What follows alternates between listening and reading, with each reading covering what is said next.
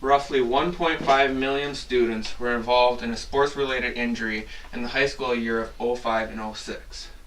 A lot of people know that sports-related injuries happen, but they don't always know too much about them. Tonight I would like to inform you of some important details about sports-related injuries. I will discuss with you what they are, how they happen, how they can be treated, and how to prevent them. After listening to my speech, I hope that you will understand a little bit more about sports-related injuries.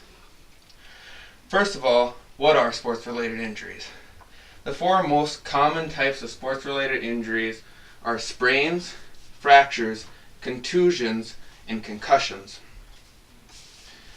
Sprains are injuries that happen at the joint and come from ligaments being overused and overstretched. Fractures are bones in your body that have been broken. Contusions are bruises. They can range from anything like this bruise on my arm to a deep and heavy muscle or bone bruise. And concussions are bruises on your brain. A few specific injuries are an ACL tear, a concussion, a shin splint, or ankle sprains. An ACL tear is the tearage of the anterior cruciate ligament. It is one of the most common severe knee injuries. A concussion is a bruise on your brain. It can keep your body from performing normally, and if the concussion is severe enough, you can get a coma or even lead to death. Shin splints are when the shin muscle separates from the shin bone.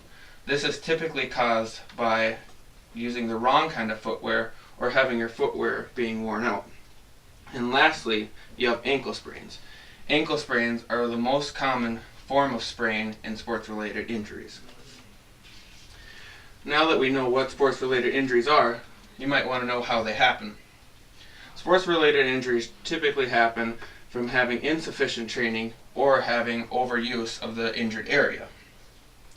A survey conducted in the school year of '05 and '06 stated that about 680,000 high school athletes were injured during practice. It also said that about 760,000 high school athletes were injured during competition. The CDC reported that about over 50% of injuries that happened during practice were sprains, and about 25% of these injuries were concussions, contusions, or fractures.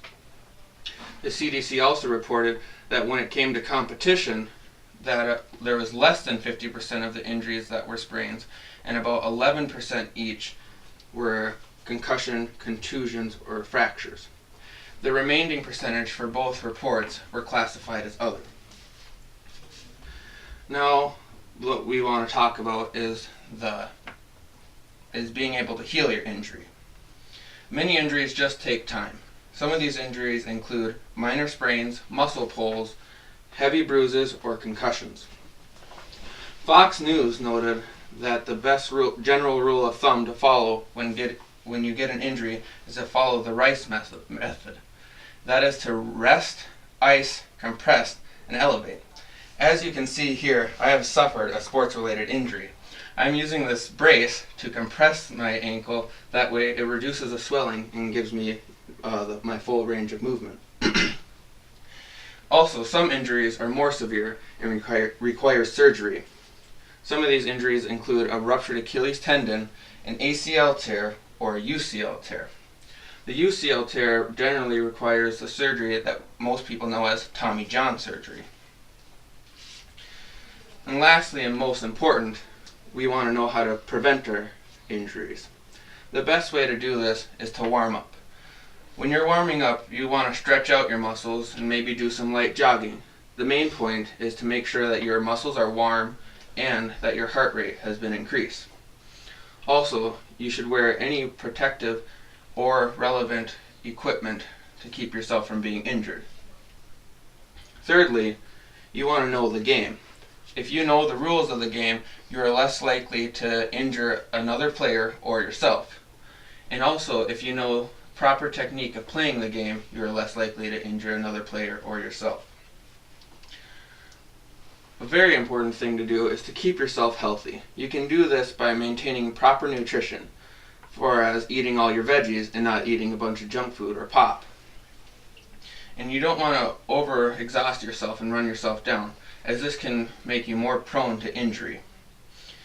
And most obviously, when you are slightly injured, make sure you rest. That way you don't make yourself have a severe injury.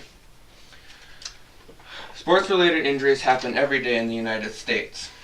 People have discovered what they are and how they got them. We have also figured out how to treat them and how to prevent them from happening again. Sports-related injuries have been, are, and will be. And now you know sports-related injuries.